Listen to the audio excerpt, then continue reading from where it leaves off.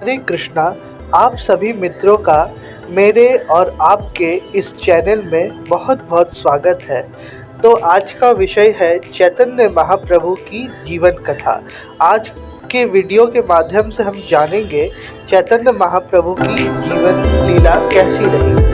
चैतन्य महाप्रभु वैष्णव धर्म संप्रदाय के भक्ति योग के परम प्रचारक एवं भक्ति काल के प्रमुख कवियों में से एक है। इन्होंने वैष्णवों के गौड़ीय संप्रदाय की आधारशिला रखी, एकता और सद्भावना पर बल दिया, जाति पात ऊंच नीच की भावना को दूर करने की शिक्षा भी दी तथा विलुप्त वृंदावन को भी खोज निकाला। इनका जन्म फाल्गुनी पूर्णिमा तिथि 1486 फरवरी 18 नवद्वीप पश्चिम बंगाल में हुआ, जो आज के समय में मायापुर के नाम से बड़ा विख्यात है। इनकी पत्नी का नाम श्रीमती लक्ष्मी प्रिया और श्रीमती विष्णु प्रिया था। महाप्रभु का जन्म हुआ उस समय बहुत से लोग शुद्धि की कामना से हरिनाम जपते हुए गंगा स्नान करने जा रहे थे। तब विद्वान ब्राह्मणों ने इनकी जन्म कुंडली के ग्रहों को और उस समय उपस्थित शगुन फलादेश करते हुए यह भविष्यवाणी की कि यह बालक जीवन पर्यंत हरिनाम करेगा। यद्यपि बाल अवस्था में इनका नाम विशंबर था, परंतु इन्हें सभी निमाई कहकर बुलाते थे, क्योंकि कहते हैं कि यह नीम के पेड़ के नीचे मिले थे। गौर वर्ण का होने के कारण लोग इन्हें गौरांग और हरिगौर, सुंदर आदि भी नामों से जानते हैं। इनके पिता का नाम जगन्नाथ मिश्र व माता का नाम सची देवी था। निमाई बचपन से ही विलक्षण प्रतिभाशाली थे। निमाई बाल अवस्था से ही भगवत चिंतन में निमग्न रहते थे। इनके पिता के स्वर्गवास के बाद जब ये पिता के श्राद्ध के लिए गए, इनकी भेंट ईश्वरपुरी नामक संत से हुई। उन संत ने निमाई से कृष्ण कृष्ण रटने को कहा।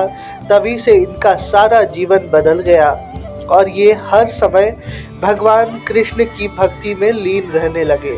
भगवान में अटूट निष्ठा देख इनके असंख्य अनुयायी हो गए। सर्वप्रथम नित्यानंद प्रभु व अद्वैताचार्य महाराज इनके शिष्य हुए। नित्यानंद प्रभु वही है जो जब भी हम श्री चैतन्य महाप्रभु का नाम लेते हैं तो अक्सर कहते हैं निताय गौर प्रेमानंद हरि हरि बोल। तो ये वही नित्यानंद प्रभु व अद्वैताचार्य जी महाराज हैं, इनके शिष्य जो हुए। इन दोनों ने निमाई के भक्ति आंदोलन को तीव्र गति प्रदान की।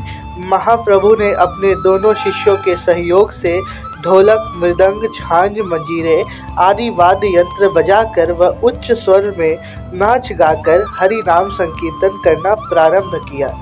यह 18 शब्दीय 32 अक्षर कीर्तन महामंत्र निमाई की ही देन है। इसे तारक ब्रह्म महामंत्र कहा गया है। वह कलयुग में जीवों के उद्धार हेतु प्रचारित किया गया। जब ये कीर्तन करते तो लगता मानो साक्षात ईश्वर का ही आवाहन कर रहे हो। सब सन 1510 में संत प्रवर श्री पाद केशव भारती से संन्यास दीक्षा लेने के बाद निमाई का नाम कृष्ण चैतन्य देव हो गया। मात्र 26 वर्ष की आयु में ही इन्होंने घर त्याग दिया। बाद में चैतन्य महाप्रभु के नाम से विख्यात हुए। संन्यास लेने के बाद जब गौरांग पहली बार जगन्नाथ मंदिर पहुँचे तो भगवान की प्रतिमा देखकर इतने भाव विभोर हो गए कि इनको सुध ही न रही और वे नाचते नाचते मूर्छित होकर गिर पड़े। संयोगवश वहां उपस्थित प्रकांड पंडित सार्वभौम भट्टाचार्य महाराज भी उपस्थित थे और ये चैतन्य महाप्रभु की प्रेम भक्ति से प्रभावित होकर उन्हें अपने घर जाने को आमंत्रित किया और साथ ही घर ले गए। घर पर शास्त्र चर्चा आरंभ हुई, जिसमें सार्वभौम पंडित अपनी प्रभुता और पांडित्य दिखाने लगे। तब श्री गौरांग ने भक्ति का महत्व ज्ञान से भी कहीं ज़्यादा ऊंचा बताया और सिद्ध भी किया, और महाप्रभु ने उन्हें अपने चतुर्भुज रूप में दर्शन भी दिए। सार्वभौम तभी से गौरांग महाप्रभु के साथ अंत समय तक रहे। वास्तव में महाप्रभु तो साक्षात श्री कृष्ण ही थे। उन्होंने जीवों के उद्धार के लिए लीलाएं की। पंडित सार्वभौम भट्टाचार्य ने अब वास्तव में महाप्रभु की शत श्लोकी स्तुति रखी, जिसे आज चैतन्य शतक के नाम से जानते हैं।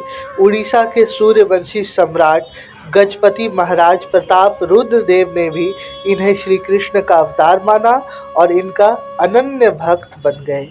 हरे कृष्ण, राधे राधे। कृपया हमारे चैनल को सब्सक्राइब करें और बेल आइकन प्रेस करना ना भूलें।